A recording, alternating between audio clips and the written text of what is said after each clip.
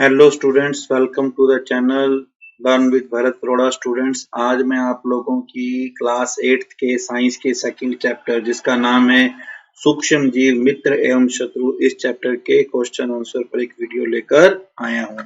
सबसे पहले हम जो आपके चैप्टर के अंदर पाठगत प्रश्न दिए गए हैं हम उनको सोल्व करेंगे।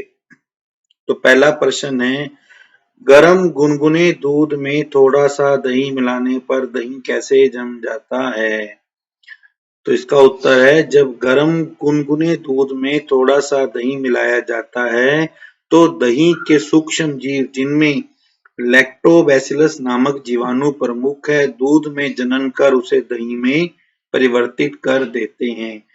अब प्रश्न संख्या 21 पर आपका एक प्रश्न दिया गया है। प्रश्न 2, शिशु एवं बच्चों को टीका क्यों लगाया जाता है? इसका उत्तर है, शिशु एवं बच्चों को रोगों से सुरक्षा के लिए टीके लगाए जाते हैं। टीके के माध्यम से रोग कारक सूक्ष्म जीव हमारे शरीर में प्रवेश करवाते हैं, जिससे हमारा शरीर उनसे लड़ने के लिए प्रतिरक्षी उत्पन्न करता है। शरीर को यह भी स्मरण रहता है कि वह सूक्ष्म जीव अगर हमारे शरीर में पुनः प्रवेश करता है तो उससे किस प्रकार लड़ा जाए। यह प्रतिरक्षी हमारे शरीर में सदा के लिए बनी रहती है और रोग कारक सूक्ष्म जीव से हमारी सुरक्षा होती है। पोलियो, हैजा, क्षय, चेचक, हेपेटाइटिस जैसी अनेक बीमारियों को वैक्सीन टीके द्वारा रोका जा सकता है। अब है प्रश्न संख्या 23।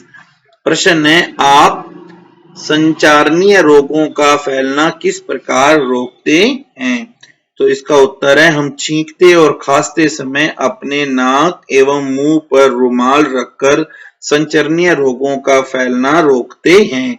संक्रमित व्यक्ति से पर्याप्त दूरी बनाए रखकर भी संचारणीय रोगों का फैलना रोका जा सकता है। प्रश्न संख्या 25 पर एक प्रश्न दिया गया है, भोजन विष कैसे बन सकता है? तो इसका उत्तर है, भोजन में उत्पन्न होने वाले सूक्ष्म जीव कभी कभी विषैले पदार्थ उत्पन्न करते हैं। यह भोजन को विषाक्त बना देते हैं। ऐसे भोजन के सेवन से व्यक्ति भयंकर रूप से रोगी हो सकता है तथा कभी कभी उसकी मृत्यु भी हो सकती है। प्रश्न संख्या 26। प्रश्न 5, पाश्चरीकरण किसे कहते हैं या पाश्चरीकरण क्या है? इसका उत्तर है, किसी द्रव पदार्थ विशेषकर दूध को एक निश्चित तापमान पर 70 डिग्री सेंटीग्रेड पर 15 से 30 सेकंड तक उबालकर एकाएक ठंडा करना ताकि उसमें सूक्ष्म जीवों की वृद्धि रुक जाए, पाश्चरीकरण कहलाता है। अब ये तो हुए जो बच्चों आपके पाठ के अंदर दिए गए प्रश्न थे। अब पाठ्य पुस्तक के अंत में ये प्रश्न दिए गए हैं। पहला प्रश्न है, रेगिस्तानों की पूर्ति कीजिए। पहला रेगिस्तान है, सूक्ष्म जीवों को, अब यहाँ पे आएगा बच्चों सूक्ष्मदर्शी, सूक्ष्म जीवों को सूक्ष्मदर्शी की सहायता से देखा जा सकता है।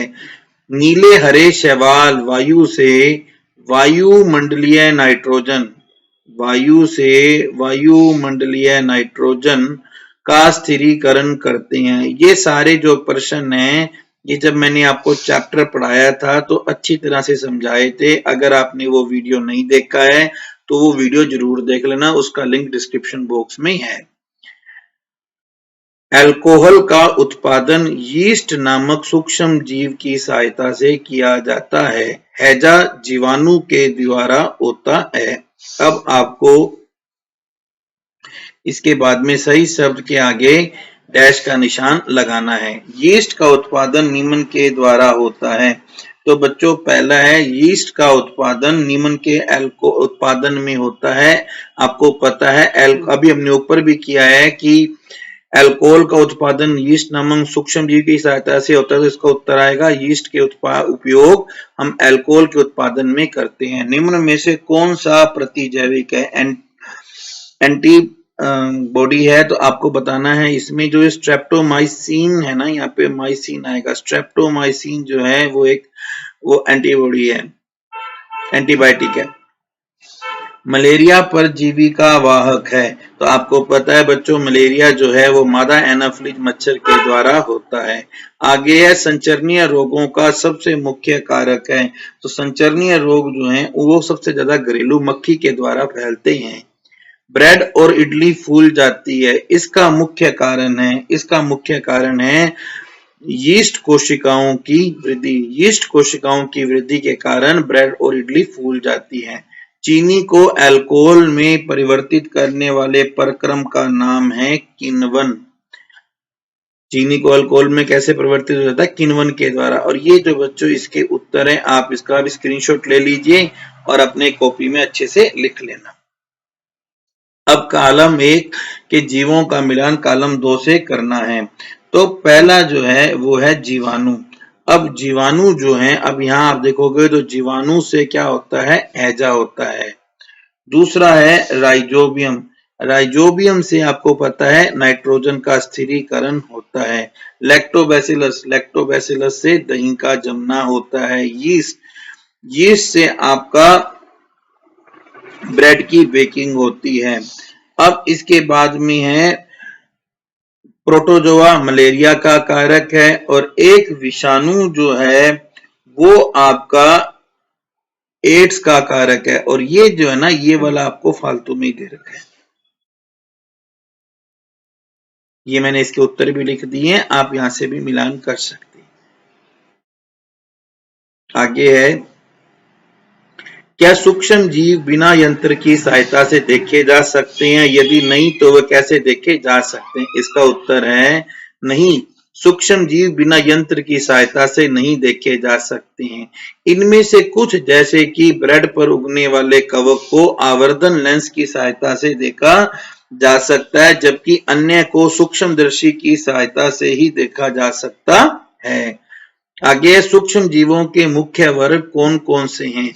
तो सूक्ष्म जीवों के मुख्य वर्ग 4 हैं: जीवाणु, कवक, प्रोटोजोआ और शैवाल। एक अन्य वर्ग विषाणु भी होता है। ये भी सूक्ष्म जीव है, किंतु ये उक्त सूक्ष्म जीवों से भिन्न होते हैं। वायुमंडलीय नाइट्रोजन का मिट्टी में स्थिरीकरण करने वाले सूक्ष्म जीवों के नाम लिखो। नंबर 1 राइजोबियम जीवाणु, दूसरा नील हरित शैवाल।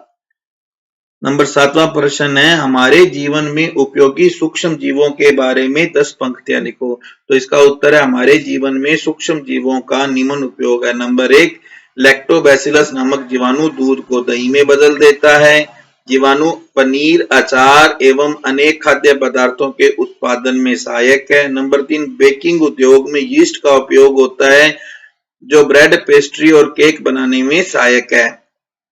नंबर 4 बड़े स्तर पर अल्कोहल, शराब तथा एसिटिक एसिड के उत्पादन में सूक्ष्म जीवों का उपयोग किया जाता है। नंबर 5 जीवाणु और कवक से अनेक प्रतिजैविक औषधियों का निर्माण होता है। सूक्ष्म जीवों से टीके, वैक्सीन का उत्पादन बड़े स्तर पर किया जाता है। कुछ जीवाणु और नीले हरे शैवाल वायुमंडलीय नाइट्रोजन का स्थिरीकरण कर सकते हैं। इस प्रकार मृदा में नाइट्रोजन का संवर्धन होता है और उसकी उर्वरकता में वृद्धि होती है। नंबर 8 हानिकारक तथा जैव दुर्गंध युक्त पदार्थों का न्यूनीकरण करने के लिए सूक्ष्म जीवों का उपयोग करके पर्यावरण की शुद्धि कर सकते हैं। नंबर 9 बायोगैस तथा कंपोजिट यानी खाद बनाने में सूक्ष्म जीवों की महत्वपूर्ण भूमिका है। टीके के रूप में रोग कारक सूक्ष्म जीव हमारे शरीर में प्रवेश करवाते हैं, जिससे हमारे शरीर में प्रतिरक्षा उत्पन्न होती है। अब ये तो हुआ था बच्चों सूक्ष्म जीवों के उपयोग। अब आए सूक्ष्म जीवों द्वारा होने वाले हानिकारक प्रभाव। तो सूक्ष्म जीव अनेक प्रकार से हानिकारक है। नंबर 1 कुछ सूक्ष्म जीव भोजन, कपड़े एवं चमड़े की वस्तुओं को संदूषित कर देते हैं। अनेक सूक्ष्म जीव मनुष्य में रोग उत्पन्न करते हैं, जैसे हैजा, सामान्य सर्दी जुकाम, चिकन पॉक्स, क्षय रोग। नंबर 3 सूक्ष्म जीव अनेक जंतुओं में रोग उत्पन्न करते हैं, जैसे मवेशियों में एंथ्रेक्स रोग जीवाणु द्वारा और गायों में खुरपका और मुंह पका रोग वायरस द्वारा होता है। अनेक सूक्ष्म जीव गेहूं, चावल, आलू, गन्ना, संतरा, सेब आदि पौधों में रोग उत्पन्न करते हैं, जैसे नींबू में कैंकर रोग जीवाणु द्वारा और गेहूं की रस्ट कवक द्वारा उत्पन्न की जाती है। भोजन में उत्पन्न होने वाले सूक्ष्म जीव कभी कभी विषैले पदार्थ उत्पन्न करते हैं। यह भोजन को विषाक्त बना देते हैं, जिसके सेवन से व्यक्ति भयंकर रूप से रोगी हो सकता है तथा कभी कभी उसकी मृत्यु भी हो सकती है। नंबर 9 प्रश्न है, प्रतिजैविक यानी एंटीबायोटिक क्या है? प्रतिजैविक लेते समय कौन कौन सी सावधानियां रखनी चाहिए? तो देखो बच्चों, प्रतिजैविक सूक्ष्म जीवों द्वारा उत्पन्न औषधि जो बीमारी पैदा करने वाले सूक्ष्म जीवों को नष्ट कर देती है अथवा उसकी वृद्धि को रोक देती है, प्रतिजैविक कहलाती है। स्ट्रेप्टोमाइसिन, टेट्रासाइक्लिन, एरिथ्रोमाइसिन सामान्य रूप से उपयोग की जाने वाली एंटीबायोटिक हैं, जिसे कवक और जीवाणु से उत्पादित किया जाता है। प्रतिजैविक लेते समय सावधानियां। नंबर 1, डॉक्टर की सलाह पर ही प्रतिजैविक दवाइयां लेनी चाहिए। नंबर 2, प्रतिजैविक दवा का कोर्स भी अवश्य पूरा करना चाहिए। नंबर 3, प्रतिजैविक आवश्यकता नहीं होने पर नहीं लेना चाहिए, अन्यथा अगली बार जब आप बीमार पड़ोगे और आपको प्रतिजैविक की आवश्यकता होगी तो वो उतनी प्रभावी नहीं रहेगी। इसके अलावा अनावश्यक रूप से ली गई प्रतिजैविक शरीर के अंदर उपस्थित उपयोगी जीवाणु भी नष्ट कर देती है। नंबर 4, सर्दी, जुकाम और फ्लू में प्रतिजैविक प्रभावशाली नहीं होते हैं। तो इस तरह से बच्चों हमारा ये जो पहला पार्ट है इसके प्रश्न उत्तर पूरे होते हैं। अगले वीडियो में हम नेक्स्ट चैप्टर को रीड करेंगे। अगर आपने अभी तक चैनल को सब्सक्राइब नहीं किया तो फटाफट सब्सक्राइब कर लेना, वरना जब नेक्स्ट वीडियो आएगा तो फिर आप कमेंट करके पूछोगे सर उस वीडियो का लिंक भेज दो, और मेरे पास कई बार टाइम नहीं होता तो मैं आपको भेज नहीं पाऊंगा। इसलिए आप फटाफट चैनल को सब्सक्राइब कर लो और वो घंटी सी को भी दबा दो ताकि आपको नई वीडियो का नोटिफिकेशन मिल जाए। Thank you, have a good day.